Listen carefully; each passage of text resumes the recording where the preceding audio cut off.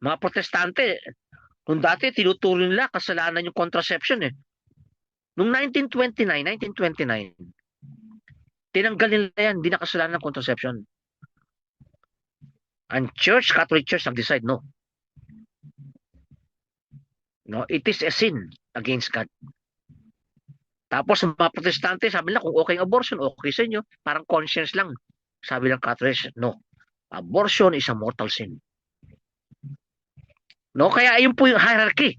Whatever you bind on earth will be bound in heaven.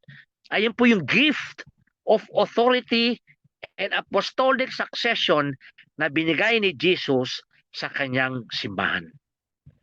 Para malaman nyo kung ano ang katotohanan.